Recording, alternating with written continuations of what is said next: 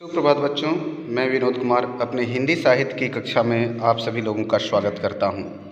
आज मेरा पहला वीडियो है, ये 9th क्लास से। इस वीडियो में मैंने शीर्षक जो लिया है उसका नाम है कैदी और कोकिला। कैदी और कोकिला लिखने वाले या रचयिता हैं माखनलाल चतुर्वेदी। इस पाठ को पढ़ने से पहले, इसका व्याख्यान करने से पहले, इसका भावार्थ बताने से पहले मैं आप लोगों को माखनलाल चतुर्वेदी जी का जीवन परिचय बताऊंगा। आप तदुपरांत आपको इनकी इस कविता को पढ़कर इसको व्याख्यायित करूंगा। माखनलाल चतुर्वेदी का जन्म मध्य प्रदेश के होशंगाबाद जिले के बाबई गांव में सन 1889 में हुआ। मात्र 16 वर्ष की अवस्था में वे शिक्षक बने। जितनी क्लास 12 जैसे आज के टाइम में जो पास करते हैं बच्चे, उसी समय वो शिक्षक बन गए थे। ये उनकी विद्वता थी। बाद में अध्यापन कार्य छोड़कर उन्होंने पढ़ाने का काम छोड़कर उन्होंने प्रभा पत्रिका का संपादन शुरू किया। वे देशभक्त कवि एवं प्रखर पत्रकार थे। उन्होंने कर्मवीर और प्रताप का भी संपादन किया। कुल मिलाकर उन्होंने देखा जाए तो 3 पत्रिकाओं का संपादन किया था, प्रभा, कर्मवीर और प्रताप। सन 1968 में उनका देहांत हो गया। उनकी महत्वपूर्ण जो रचनाएं हैं आपके सामने प्रस्तुत हैं। हिम किरीटिनी, साहित्य देवता, हिम तरंगिणी, वेणु, लो गूंजे धरा, उनकी प्रमुख कृतियां हैं। उन्हें पद्म भूषण एवं साहित्य अकादमी से सम्मानित किया गया है। माखनलाल चतुर्वेदी जी की रचनाएं राष्ट्रीय भावना से युक्त हैं। राष्ट्रीय भावना मतलब देशभक्ति की भावना, देश के प्रति कुछ करने की भावना, देश में सामाजिक, आर्थिक, सांस्कृतिक समृद्धि की भावना, ये सब कुछ उनकी कविताओं में देखने को मिलता है। उनमें स्वतंत्रता की चेतना के साथ साथ देश के लिए त्याग और बलिदान की भी भावना मिलती है। इसलिए उन्हें एक भारतीय आत्मा कहा जाता है। कहने का मतलब उनको एक उपमा दी जाती है, एक नाम अलग से दिया जाता है। उनके इस जैसे देश के लिए त्याग करना, बलिदान की भावना से ओतप्रोत होना, तो ऐसे व्यक्तित्व को एक अलग से नाम साहित्यकारों ने दिया है या लोगों ने दिया है। उनका एक नाम क्या है? एक भारतीय आत्मा। इस उपनाम से उन्होंने कविताएं भी लिखी हैं।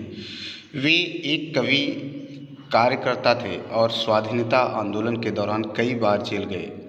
उन्होंने भक्ति, प्रेम और प्रकृति संबंधी कविताएं भी लिखी हैं। कहने का मतलब राष्ट्रीय ओतप्रोत से इनकी कविताएं तो थी ही, इनकी रचनाओं में, इनकी कविताओं में राष्ट्रीय भावना तो प्रकट ही होती है। साथ ही साथ इनकी ये अपने साहित्य का आधार भक्ति को भी बनाते थे। प्रेम और प्रकृति से को भी आधार इन्होंने बनाया है अपने साहित्य लेखन का। कहने के मतलब इनकी कविताओं में भक्ति भी आपको दिख सकती है, प्रेम भी देखने को मिल सकता है। प्रकृति की सुंदरता और उसकी सौंदर्यता, उस प्रकृति से स्नेह प्रेम भी दिखाई दे सकता है इनकी कविताओं में।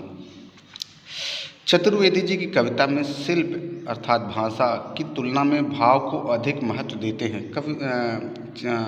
माखनलाल चतुर्वेदी की जो कविता है उसमें शब्दों का बहुत जाल नहीं रहता, या शब्द बड़े बड़े या कठिन शब्दों का बहुत ज़्यादा प्रयोग नहीं करते, बल्कि चाहे छोटे शब्द हों, चाहे सरल शब्द हों, सामान्य से शब्द, आम बोलचाल की भाषा के शब्द हों, उनमें उनके अंतर्निहित, उन शब्दों के अंतर्निहित जो भाव हैं उस पर ज़्यादा महत्व देते थे।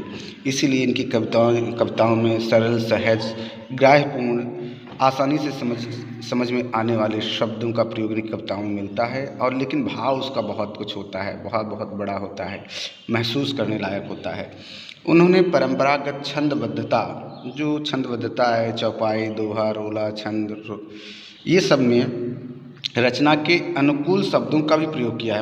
इन सब ऐसे छंदों का भी प्रयोग इनकी कविताओं में देखने को मिलता है। आगे हम बढ़ते हैं। अब इससे जो कविता दी गई है बच्चों, इस कविता में क्या चर्चा की है, किन बातों को उकेरा है, या क्या बताने की कोशिश की है हम पाठकों को, ये दिखाया गया है। तो उसका थोड़ा सा एक सारांश और इसकी मूल संवेदना इस कविता की यहाँ से समझ लेते हैं।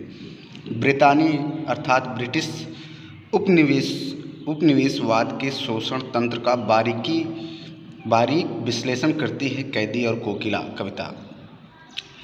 कहने का विश्लेषण करने का मतलब जिस प्रकार अंग्रेज़ों ने अपने भारतीयों का शोषण किया है, चाहे व्यापार में देखा जाए, आर्थिक रूप में देखा जाए, हर तरह से अंग्रेज़ों ने हम भारतीयों का शोषण किया है। उसका बहुत ही कहते हैं बारीक विश्लेषण किया है, बहुत ही महत्वपूर्ण विश्लेषण करती है यह कविता कैदी और कोकिल। यह कविता भारतीय स्वाधीनता सेनानियों के साथ जेल में किए गए दुर्व्यवहार, मतलब जो भारतीय क्रांतिकारी थे, जो भारत देश को आज़ाद कराना चाहते थे, उनके सेनानियों के साथ, उन नायकों के साथ, महान लोगों के साथ कैसे अंग्रेज़ी सरकार जेल में उनके साथ दुर्व्यवहार करती थी, उन्हें यातनाएं कष्ट दिया करती थी, उसी का एक मार्मिक साक्ष्य प्रस्तुत करने की कोशिश किया है माखनलाल चतुर्वेदी जी ने कैदी और कोकिल से। देखिए अब क्या दिया गया है, किस कविता में किन बातों को दर्शाया जा रहा है। कवि जेल में एकाकी और उदास है। एकाकी मतलब अकेला है और उदास है। कोकिल से अपने मन का दुख, मतलब जेल के बाहर एक वृक्ष है, पेड़ है, उस पर एक कोयल बैठी है।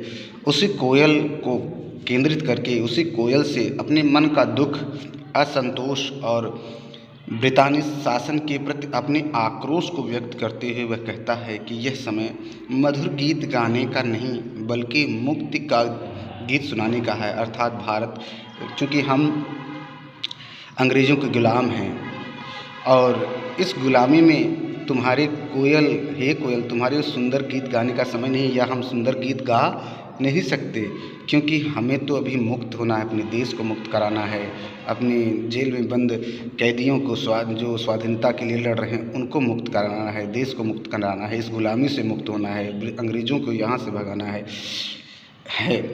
इस ऐसे गीत सुनाने को कहता है कवि को लगता है कि कोयल भी पूरे देश को एक कारागार के रूप में देखने लगी है।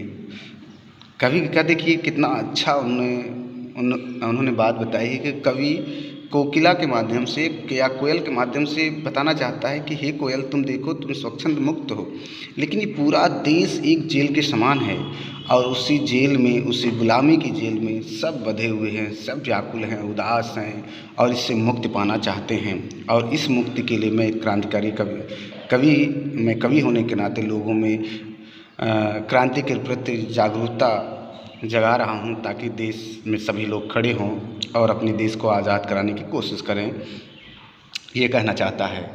इसीलिए अर्धरात्रि में चीख उठी हो, कहते हैं कि इसीलिए इस कारागार, इस गुलामी को देखकर आधी रात में हे कोयल, लगता तुम चीख पड़ी हो, आवाज़ दे पड़ी हो, डर गई हो, यही बात कहने की कोशिश कर रहा है। और इस चीखने का तात्पर्य दो तीन है। एक तो चीखना डर के मारे, और दूसरा एक चीखना होता है कि लोगों के अंदर एक उत्साह और जागृत करना। यहाँ चीखना डर की वजह से, इस गुलामी को देख कर डरती है, और मैं इस डर को और इस भारत की गुलामी को आज़ाद कराने के लिए अपनी यह कविता प्रस्तुत कर रहा हूँ। अपनी यह कविता लिखी है ताकि लोगों के अंदर एक नया उत्साह जागृत हो, अपने देश के प्रति मान सम्मान और इस गुलामी से मुक्त करने के लिए सभी लोग लड़ सकें। तो ये कविता यही भाव देती है बच्चों। पहले तो इनके जीवन परिचय को आप लोग ध्यान से कंठस्थ कर लीजिए, और इनकी कुछ रचनाएं, और इसमें कविता में क्या साहित्यिक विशेषता है और भाषा शैली क्या है उसको ध्यान में रख लीजिए, ताकि इस पाठ का मूल भाव, मूल अर्थ समझने में आपको आसानी लगे। आज के लिए इतना ही बच्चों, कल हम ये कविता लेकर आपके सामने प्रस्तुत होंगे। आज के लिए धन्यवाद। इसको पढ़िए और लिखिए, तैयार करिए।